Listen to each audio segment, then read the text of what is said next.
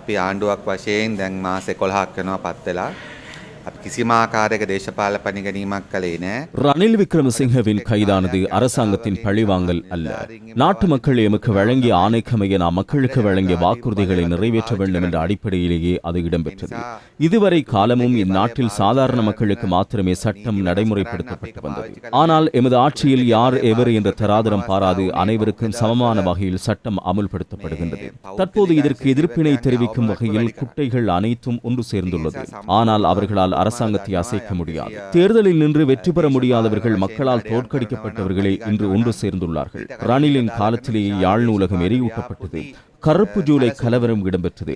அக்கலவரத்தால் பாதிக்கப்பட்ட தமிழ் மக்கள் வவுனியா செட்டிக்குளம் பகுதிகளுக்கு இடம்பெயர்ந்திருந்தார்கள். அத்துடன் பட்டலந்த அறிக்கை தொடர்பாக அனைவருக்கும் தெரியும். அந்த காலப்பகுதியிலேயே இவர் கைது செய்யப்பட்டிருக்க வேண்டும். மத்திய வங்கியில் இடம்பெற்ற பிணைமுறை ஊழல் தொடர்பாக மீண்டும் விசாரணைகள் முன்னெடுக்கப்படும்.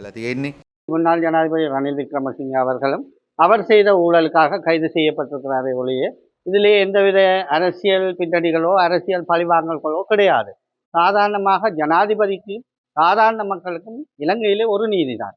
இலங்கையிலே அவர்களுக்கு வழங்கப்படுகின்ற தண்டனைகளும் ஒரே தண்டனைகள் தான். ஜனாதிபதி என்பதற்காக அவருக்கு வேறு விதமான தண்டனைகளோ அல்ல வேறு விதமான சலுகைகளோ வழங்கப்படவில்லை.